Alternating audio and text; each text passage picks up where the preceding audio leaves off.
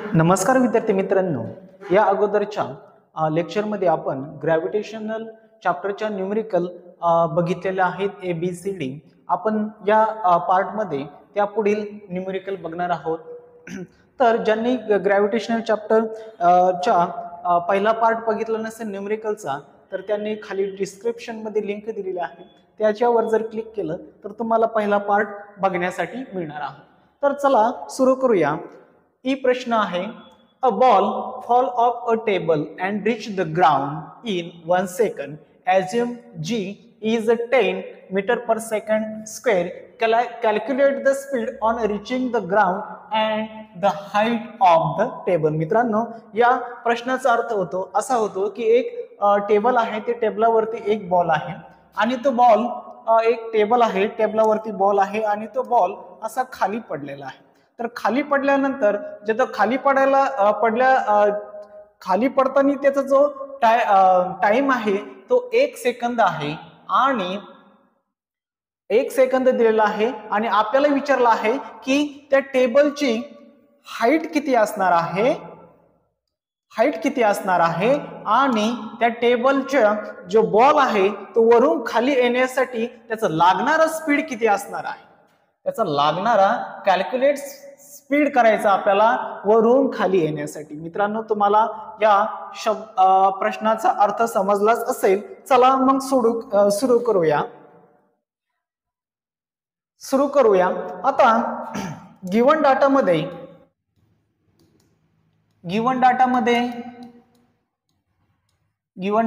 काय दिलेलं आहे आपल्याला. मित्रांनो बघा, टाइम दिलेला आहे. मग टाइम कंसात आपण टी लिहूया. टाइम इज इक्वल टू 1 सेकंद दिलेला आहे. 1 सेकंद दिलेला आहे, ठीक आहे. त्याच्यानंतर पुढे काय दिलेलं आहे आपल्याला, ग्रॅव्हिटेशनल असरलेशनची व्हॅल्यू दिलेली आहे, जी 10 दिलेली आहे. G is equal to 10 metre per second square, ठीक आहे. त्याच्यानंतर पुढे आपल्याला दिलेला आहे, ठीक आहे. मित्रांनो, एक लक्षात घ्या, ज्यावेळेस मी पहिल्या पण लेक्चर मध्ये सांगितलंय, ज्यावेळेस ऑब्जेक्ट वरून खाली येतोय त्यावेळेस त्याचा सुरुवातीचा वेग हा 0 असणार आहे. म्हणून आपण इथे लिहू शकतो द इनिशियल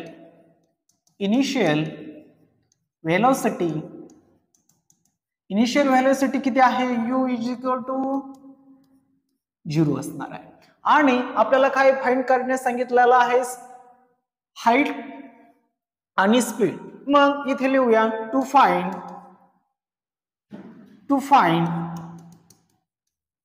काय शोधायचं आपल्याला. एक पहिल्यांदा शोधायचं आहे हाईट आणि दुसरं शोधायचंय आपल्याला त्या टेबलाची हाईट शोधायची आणि दुसरं शोधायचं आपल्याला स्पीड म्हणजेच व्हेलोसिटी आपल्याला फाइंड करायची. मग आपल्याला पहिल्यांदा हाईट काढण्यासाठी कोणता फॉर्म्युला उपयोगात पडेल. हाईट म्हणजे डिस्टन्स काढण्यासाठी आपल्याला हा फॉर्म्युला उपयोगी पडेल. बघा, याच्यामध्ये तुम्हाला सगळ्या गोष्टी भेटतील. हाईट साठी आपण एस घेणार आहोत. इनिशियल व्हेलोसिटी आपल्याला माहिती आहे, 0 टाइम माहिती आहे. ग्रॅव्हिटेशनल असरलेशनची व्हॅल्यू दिलेली आहे, आपल्याला टाइम दिलेला आहे. मग हे इक्वेशन वापरल्यानंतर आपल्याला हे याचा टेबलाची हाईट मिळणार आहे. मग we know that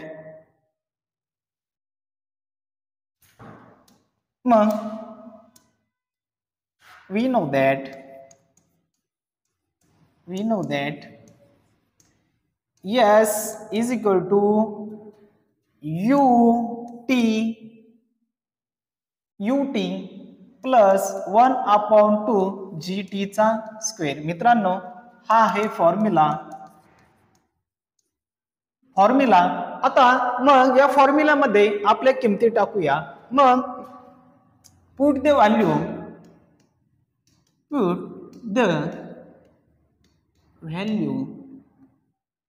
in formula. आता बघूया, एस म्हणजे काय, डिस्टन्स आपल्याला तो शोधायचा आहे. म्हणजे एस आपण तशाच तसा लिहूया, हा माझा एस आहे. त्याच्यानंतर यू दिलेला आहे इनिशियल व्हेलॉसिटी. इनिशियल व्हेलॉसिटी किती असणार आहे, ऑब्जेक्टची वरून खाली पडतो त्यावेळेस 0 असणार आहे. मग 0 इंटू टाइम किती दिलेला आहे आपल्याला,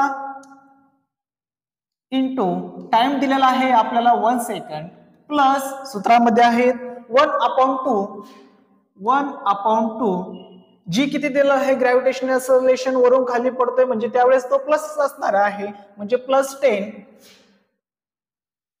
+10 म्हणजे +10. त्याच्या सूत्रामध्ये प्लस टाकायचं नाहीये, कारण की जर आपण ऑब्जेक्ट वरती फेकला तर आपण मायनस लिहिला असता. ऑब्जेक्ट वरून खाली पडतोय म्हणजे ग्रॅव्हिटेशनल एक्सेलरेशन पॉझिटिव्ह असणार आहे, म्हणून पॉझिटिव्ह प्लस. त्याच्यानंतर पुढे आहे टाइम दिलेला आहे, टाइमचा स्क्वेअर आहे म्हणजे 1 चा काय येणार आहे तिथे स्क्वेअर असणार आहे. मग एस इज इक्वल टू, सोडूया आपण, एस इज इक्वल टू, आता बघा 0 आलाय, कोणत्याही संख्येला जर 0 ने गुणलं तर 0 होणार आहे, ही टर्म संपूर्ण 0 होणार आहे. त्याच्यानंतर पुढे 1/2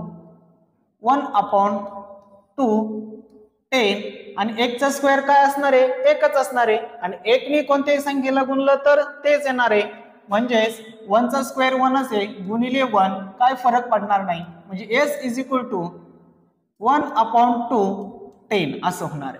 आणि नंतर आपण काय करणार आहे, हे याला भागिलेला आहे एस. आता हे 2 आणि 10 ला आपल्याला भागवायचंय, म्हणजे 2 बे 2 4 बे 3 6 बे 4 बे 5 10, म्हणजे S is equal to 5. S is equal to 5 म्हणजेच आपली हाईट किती आलेली आहे, 5 मीटर आहे. ठीक आहे, चला आता नंतर सेकंड आपल्याला फाइंड करायचं आहे स्पीड. स्पीड म्हणजेच व्हेलॉसिटी. आता व्हेलॉसिटी फाइंड करण्यासाठी आपल्याला हा फॉर्म्युला वापरायला लागेल, v² is equal to v² plus 2gs. मग वी नो दॅट v²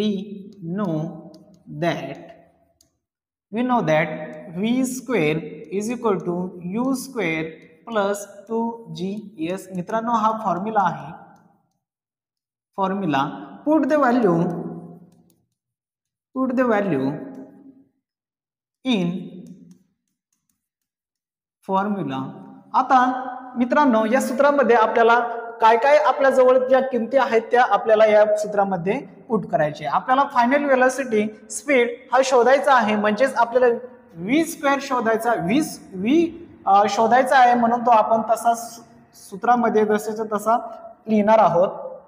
त्याच्यानंतर इनिशियल व्हेलॉसिटी आपणास माहित आहे की ज्यावेळेस ऑब्जेक्ट वरून खाली पडतोय त्यावेळेस त्याचा सुरुवातीचा वेग हा 0 असणार आहे, म्हणजे व्हीचा हा इथे काय होईल, इनिशियल व्हेलॉसिटी 0 आणि 0 चा स्क्वेअर किती होईल 0, म्हणजेच ही संपूर्ण टर्म आपली या ठिकाणी कॅन्सल होणार आहे. मित्रांनो ही जी पूर्ण टर्म आहे ही सगळी कॅन्सल होणार आहे, म्हणजेच राहिलेला आहे 2 आणि gs. जी म्हणजे काय, ग्रॅव्हिटेशनल एक्सेलरेशन, ती पॉझिटिव्ह आहे, म्हणजेच इंटू 10 आणि त्याच्यानंतर पुढे दिलेला आहे एस. आता एस म्हणजे काय, डिस्टन्स, हाईट, आणि जी आपण या अगोदरच पूर्वी काढलेली आहे. S is equal to 5 metre, म्हणजेच हा एस 5 असणार आहे. ठीक आहे, हा माझा 5 आहे. मग v² इज इक्वल टू, हा सगळ्यांचा गुणाकार करूया आपण. 10 × 10 10 × 20 आणि 20 5 हा झाला 20 × 5. v² is equal to 100. v² is equal to 100. ठीक आहे, म्हणजे फायनल व्हेलॉसिटी आपल्याला आलेली आहे.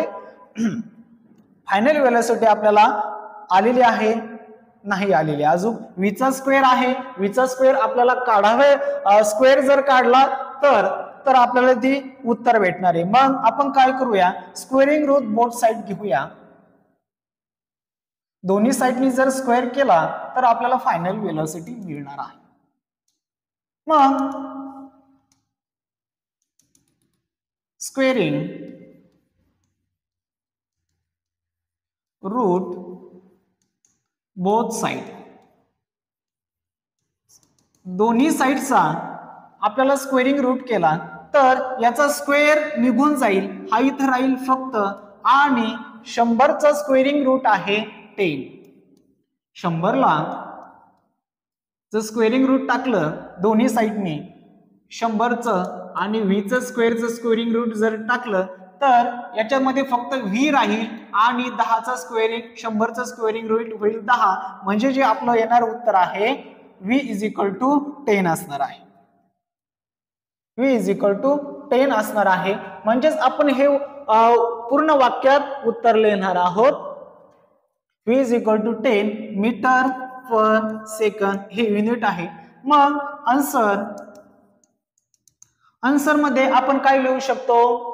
पहिला आपल्याला विचारलं होतं डिस्टन्स, टेबलाचं डिस्टन्स विचारलं होतं, तर the height of the table, the height of the table is किती आहे मित्रांनो? 5 मीटर. आणि सेकंड आपल्याला जे विचारलं होतं ते काय विचारलं होतं? Velocity.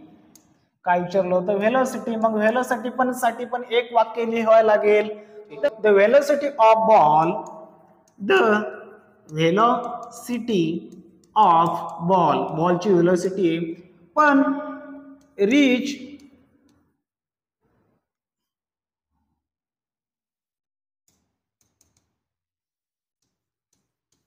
the ground is 10 metre per second. ठीक आहे. Question F.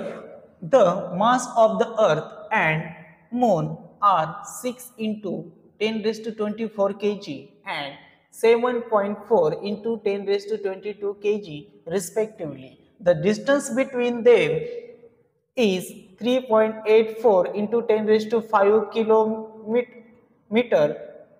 Calculate the gravitational force of the attraction between two. Using z ची व्हॅल्यू आपल्याला दिलेली आहे. ग्रॅव्हिटेशनल कॉन्स्टंट आहे तो. आता मित्रांनो या प्रश्नाचा अर्थ आपण समजून घेऊया. चंद्र आणि पृथ्वी या दोघांमधील आपल्याला त्यांनी अंतर दिलेलं आहे एका पाठोपाठ एक, आणि त्या दोघांमधील आपल्याला डिस्टन्स दिलेला आहे. पृथ्वीचं त्यांनी मास दिलेला आहे आपल्याला, ही पृथ्वी आहे आणि हा चंद्र आहे. ह्या दोघांचा आपल्याला मास दिलेला आहे. मग पृथ्वीचं मास दिलेला आहे 6 into 10 raised to 24 kg आणि चंद्राचं मास दिलेलं आहे 7.4 into 10 raised to 22 kg आणि आपल्याला त्या दोघांमधील अंतर दिलेलं आहे, डिस्टन्स r दिलेला आहे आपल्याला 3.84 into 10 raised to 5 किलोमीटर. मित्रांनो, आणि हे दिल्यानंतर आपल्याला त्या दोघांमधील ग्रॅव्हिटेशनल फोर्स किती असणार आहे ते आपल्याला त्यांनी फाइंड करायचं सांगितलेलं आहे. मग ग्रॅव्हिटेशनल फोर्सचा फॉर्म्युला आपल्याला सर्वांच्या पाठ आहे. F is equal to G m1 पहिल्याचं मास, m2 दुसऱ्याचं mass divided by r square आणि त्या दोघांमधील असणारा अंतराचं स्क्वेअर, r चा स्क्वेअर, डिस्टन्सचा स्क्वेअर. ठीक आहे. मग या सूत्राचा वापर करून आपण हे गणित सोडवूया. ठीक आहे.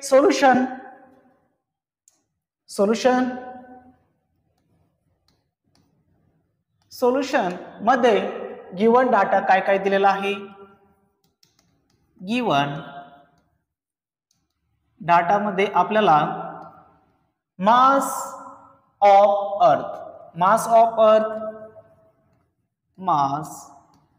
ऑफ अर्थ किती दिलेला आहे?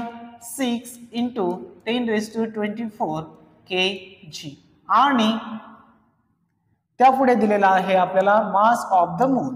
मग मास ऑफ द मून, चंद्राचा मास किती आहे? 7.4 इंटू 10⁻22 kg. त्याच्यानंतर आपल्याला दिलेला आहे डिस्टन्स बिटवीन देम, आणि त्या दोघांमधील जे अंतर आहे, डिस्टन्स बिटवीन किती आहे, आर म्हणजे आर किती आहे 3.84 इंटू 10⁻5 किलोमीटर. मित्रांनो लक्षात घ्या, हे जे अंतर दिलेलं आहे, हे जे अंतर दिलेलं आहे, डिस्टन्स 3.84 इंटू 10⁻5 किलोमीटर. मित्रांनो हे जे आपल्याला अंतर दिलेलं आहे ते किलोमीटर मध्ये दिलेलं आहे. आपल्याला ते जे अंतर जे पाहिजे ते मीटर मध्ये पाहिजे. मग आपल्याला हे माहिती पाहिजे 1000 मीटर बरोबर 1 किलोमीटर, 1000 मीटर बरोबर 1 किलोमीटर, म्हणजेच आपल्याला या पूर्ण डिस्टन्सला 1000 ने गुणावं लागेल, तेव्हा आपलं मीटर मध्ये ते आन्सर येणार आहे. मग डिस्टन्स परत आपण सिंप्लिफाय करूया. डिस्टन्स कसे होईल 3.84 इंटू, आता 1000 ने गुणलं तर या 10⁻5 वर आणखीन आपले हजाराच्या किती शून्य असतात, 1000 मध्ये 3 शून्य असतात. मग या 5 मध्ये पण आपल्याला 3 ऍड करायचे आहेत, म्हणजेच आपलं ते असं होणार आहे 3.84 इंटू 10⁻8 मीटर होणार आहे. इथे आपलं मीटर होणार आहे, आपण किलोमीटरचं कन्वर्जन मीटर मध्ये केलेलं आहे. त्याच्यानंतर पुढे जी दिलेला आहे gravitational constant 6.7 into 10⁻11 newton metre square KG. आणि टू फाइंड काय शोधायचं सांगितलंय, फोर्स अट्रॅक्शन बिटवीन देम म्हणजे ग्रॅव्हिटेशनल फोर्स. ग्रॅव्हिटेशनल फोर्स आपल्याला फाइंड करायचा आहे. मग यू नो दॅट ग्रॅव्हिटेशनल फोर्सचा फॉर्म्युला आपल्याला माहित आहे,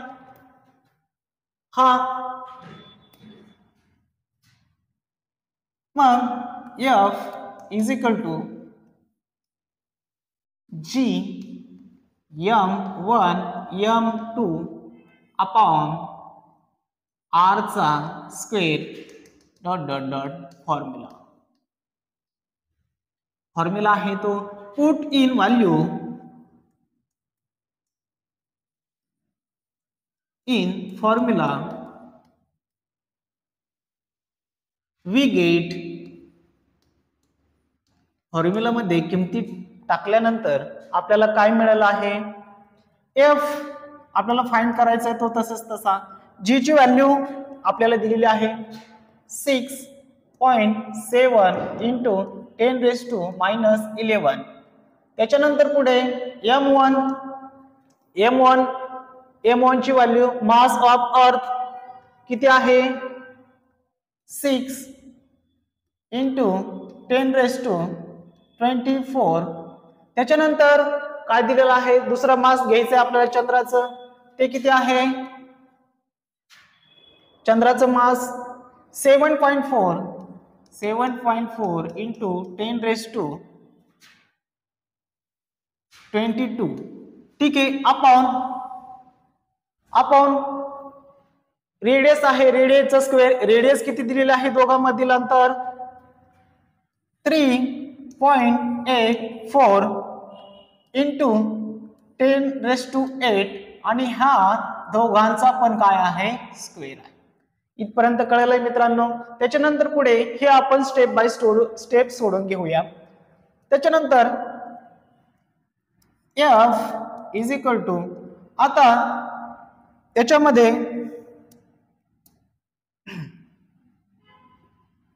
10⁻10⁻2 आहे ते सर्व आपण एकाकडे नेऊया आणि त्याच्या पुढची व्हॅल्यू एका ठिकाणी लिहूया, म्हणजे 6.7, त्याच्यानंतर पुढे इंटू 6, त्याच्यानंतर पुढे इंटू 7.4 आणि इंटू हे सगळेच 10 10 आहे ते एका बाजूला किंवा घेतले तर एकच 10 घेणार आहे आपण 10 एकच 10 घ्यायचा नंतर पुढे आहे -11 त्याच्यानंतर पुढे आहे +24 त्याच्यानंतर पुढे आहे +22 ठीक आहे अपॉन त्याच्यानंतर ह्या संपूर्ण ब्रॅकेटचा स्क्वेअर आहे म्हणजेच 3.84 चा काय असणार आहे स्क्वेअर असणार आहे म्हणजे 3 त्याला दोनदा गुणायला लागेल आपल्याला 3.84 इंटू 3.84 इंटू आता हा आतमध्ये गुणिले आहे म्हणजे याचा दोघांचा काय होणार आहे गुणाकार होणार आहे म्हणजेच 8 चा 8 1 8 8 2 16 म्हणजे 10⁻60 हे असं आपलं होणार आहे त्याच्यानंतर पुढे जर सिंप्लिफिकेशन केलं हे यांची प्लस मायनस सगळी बेरीज वजाबाकी केली आणि या सर्वांचा जर गुणाकार केला आपण तर तो गुणाकार येणार आहे हे सर्व सोल्युशन केल्यानंतर तुम्हाला जे उत्तर भेटणार आहे कारण की मी जर सर्व सोल्युशन इथे करत बसलो तर 2 तास जातील आपला हे जे होणार नाही शिकून चला तर मग पूर्ण गुणाकार केल्यानंतर मल्टिप्लिकेशन डिवायडेशन केल्यानंतर खाली वरती डिवायडेशन केल्यानंतर जे आपलं उत्तर येणार आहे ते येणार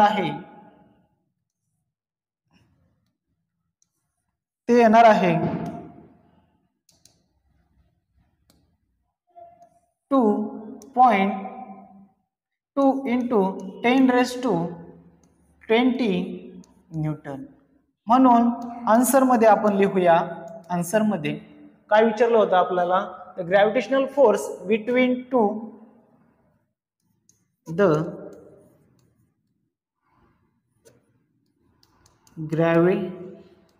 gravitational force between moon and earth is 2 into 10⁻20 newton चला पुढच्या उदाहरणाकडे वळूया question G the mass of earth is 6 into 10⁻24 kilogram the distance between the earth and sun is 1.5 into 10⁻11 meter if the gravitational force between two is 3.5 into 10⁻22 newton what is the mass of the sun use the G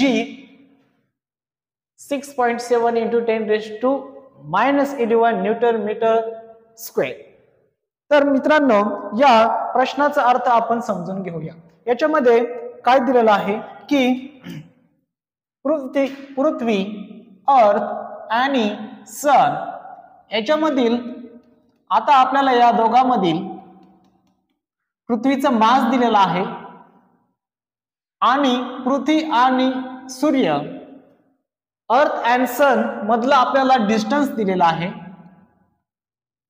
आणि आपल्याला या दोघांमध्ये लागलेला जो force आहे gravitational force तो दिलेला आहे आणि आपल्याला याच्यामध्ये जे दुसऱ्या ऑब्जेक्टचं म्हणजे सूर्याचं मास किती असणार आहे ते आपल्याला फाइंड करायला सांगितलेलं आहे म्हणजेच what is the mass of the sun म्हणजे सूर्याचं आपल्याला असणारं मास शोधायचंय त्या ठिकाणी मग आपल्याला कसं सोडवता येईल बघूया सोल्युशन मध्ये पण first of all given data घेऊया गिवन डाटा मध्ये बघा काय काय दिलेलं आहे the mass of the earth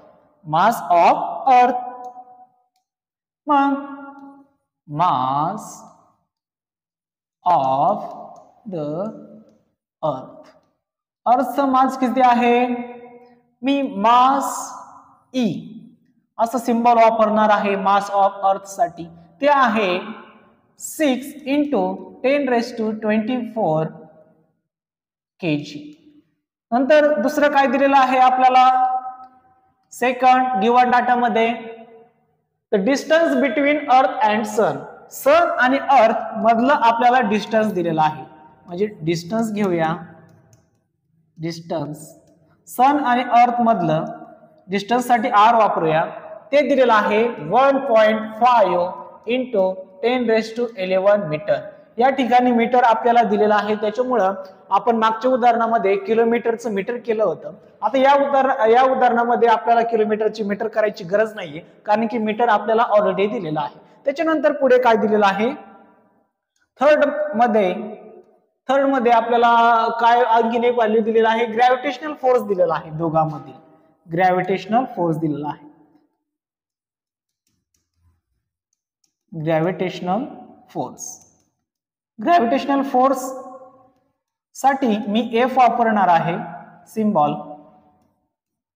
force किती आहे, 3.5 इंटू 10⁻22 न्यूटन.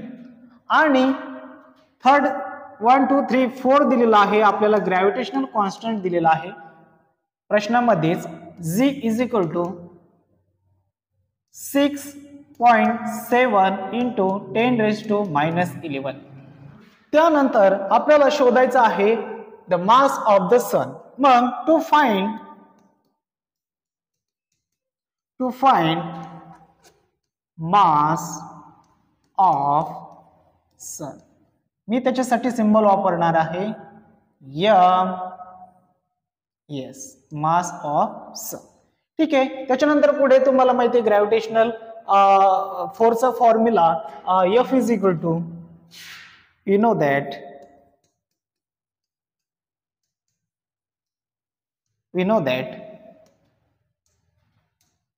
ग्रॅव्हिटेशनल फोर्सचा formula F is equal to, G आपला कॉन्स्टंट आहे, M1 into M2 upon R चा स्क्वेअर. मित्रांनो, आता आपल्याला या फॉर्म्युलेचा उपयोग करून मास ऑफ सन काढायचा आहे. आता फॉर्म्युलामध्ये आपले जे सिम्बॉल घेतलेले आहेत आपण, म्हणजेच मास ऑफ अर्थ साठी Me घेतलेला आहे, मास ऑफ सन साठी MS घेतलेला आहे. तो सिम्बॉलचा वापर करून आपण मास ऑफ सनचं इक्वेशन एक काढणार आहे, आणि त्या इक्वेशन मध्ये आपल्या जे किमती दिलेल्या आहेत ते टाकल्यानंतर आपल्याला उत्तर मिळणार आहे. म्हणजे कसं, परत मॉडिफिकेशन आपण करूया. हा आहे फॉर्म्युला आहे. मग बघा, F फोर्स आपल्याला दिलेला आहे, G दिलेला आहे. M1 साठी आपण मास ऑफ अर्थ घेणार आहोत, म्हणजे मास ऑफ अर्थ. त्याच्यानंतर M2 साठी मास ऑफ सन घेणार आहोत, मास ऑफ सन, MS मी घेतलेला आहे. त्याच्यानंतर डिवायडेड बाय R चा स्क्वेअर. ठीक आहे, R चा स्क्वेअर. बघा, आपल्याला हा जो MS आहे तो आपल्याला मास ऑफ सन हा सेपरेट पाहिजे. त्याच्याकरता आपण काय करणार आहोत, थोडं या फॉर्म्युलाला थोडं सिम्प्लिफिकेशन करून आपण MS सेपरेट घेणार आहोत आणि त्याच्यानंतर किमती टाकणार आहोत. मग हा डिव्हिडेशनला आहे R, इकडे गेल्यानंतर तो मल्टिप्लिकेशनला होईल, म्हणजेच पुढील इक्वेशन असं होणार आहे, therefore F into R square हा मल्टिप्लिकेशनला जाणार आहे. पुढे काय उरला आहे, G constant M E into MS mass of sun. आता बघा, अजून काय सिम्प्लिफिकेशन करता येईल आपल्याला, MS अजून सेपरेट पाहिजे, अजून आपल्याला सेपरेट पाहिजे, तो मिळालेला नाहीये. मग काय करणार आहोत आपण, F into R square upon हा MS याला गुणिलेला आहे GME ला, हा इकडे गेल्यानंतर डिव्हिडेशनला होईल, म्हणजे हा GME into is equal to MS हा सेपरेट आहे, MS हा सेपरेट झालेला आहे. म्हणजेच आपल्याला मास ऑफ सन मिळणार आहे. आपण जर या सूत्रामध्ये आपण जे इक्वेशन सिम्प्लिफिकेशन करून जे इक्वेशन मिळवलं आहे त्याच्यामध्ये जर ह्या किमती टाकल्या तर आपल्याला मास ऑफ सन मिळणार आहे. चला एक एक किंमत टाकूया आपण. आता आपल्याला फोर्स माहिती आहे, मग फोर्सची किंमत टाकूया. 0.5 इंटू 10⁻²². त्याच्यानंतर पुढे बघा आर डिस्टन्स किती दिलेला आहे 1.5 इंटू 10⁻11. त्याच्यानंतर हा आर चा स्क्वेअर आहे, म्हणजेच आपल्याला याचा सर्वांचा स्क्वेअर करावा लागेल चा स्क्वेअर. त्याच्यानंतर पुढे काय दिलेला आहे अपॉन जी ग्रॅव्हिटेशनल कॉन्स्टंट. जी कुठे आहे ग्रॅव्हिटेशनल कॉन्स्टंट ची व्हॅल्यू इथे 6.7 इंटू 10⁻11. त्याच्यानंतर पुढे आहे एमई मास ऑफ अर्थ. एमई वापरला मी मास ऑफ अर्थ साठी, तो आहे 6 इंटू 10⁻24. नंतर इज इक्वल टू ms तसाचा तसा, म्हणजे मास ऑफ सन आपल्याला फाइंड करायचा. त्याच्यानंतर पुढे हे जर मल्टिप्लिकेशन केलं संपूर्ण तर ते असं येणार आहे. याचा स्क्वेअर करायचा आहे म्हणजे हा डबल घ्यायचा आहे आपल्याला. पुढे असं होईल 3.5 इंटू 10⁻22 इंटू 1.5 इंटू 1.5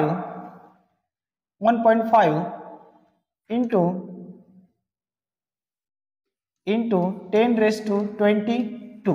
याला डायरेक्ट मल्टिप्लिकेशन करूया. त्याच्यानंतर पुढे खाली होईल 6.7 इंटू 10⁻, सगळे एकत्र एकाच वेळेस घेऊया. 10 एकाच वेळेस घेऊया आपण मागील उदाहरणासारखा. म्हणजे 6.7 ही व्हॅल्यू इंटू 6 इंटू 10⁻, हे -11 आणि 24 यांचा जर केलं तर ते येत आहे 13. म्हणजे इथं आपण लिहिणार आहोत 30. ठीक आहे. त्याच्यानंतर पुढे जर आणखीन सिम्प्लिफिकेशन केलं तर आपल्याला हे असं मिळेल. इथे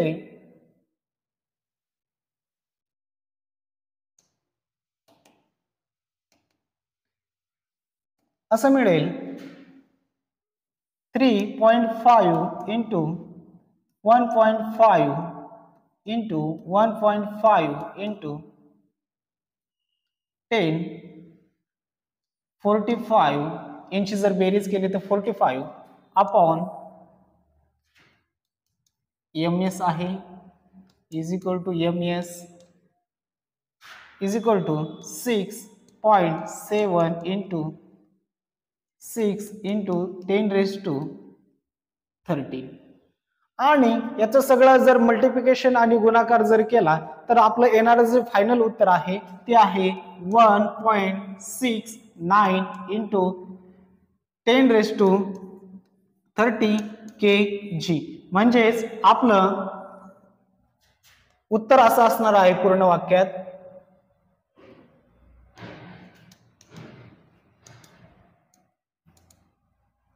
प्रश्नामध्ये काय विचारलंय the mass of the sun.